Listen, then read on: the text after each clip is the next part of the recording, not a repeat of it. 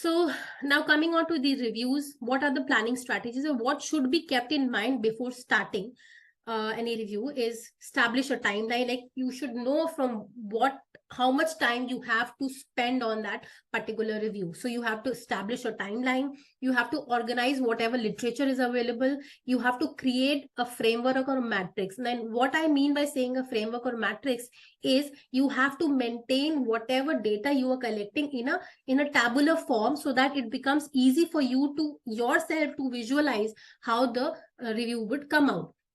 And obviously, continuous refinement is needed. A consultation and feedback from seniors and peers is needed. And another and most important point, which I've already mentioned, is documenting your steps. So documenting your steps is not only for you to have a clear vision, but then documenting your steps is also really, really important while you are reporting your findings.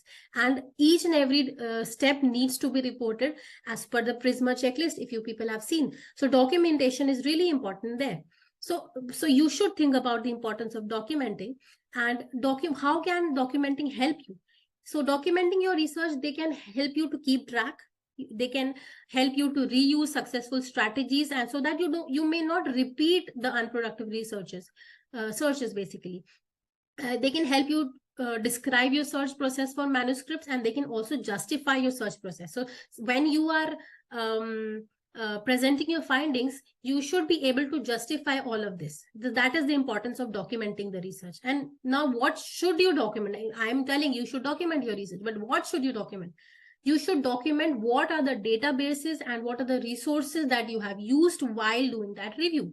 Your search strategy should be noted, like what date you have reviewed, you have entered the database, searched the database, what languages you searched for, what number of results you got from each strategy, and notes on individual journals. If you're not searching a database, and suppose you are also doing a literature review or other reviews where you are going through great literature or books or articles or unpublished papers, conference proceedings, so you should document everything, and you should have notes on individual journals. So basically documentation is very important, not only for you but for reporting the findings.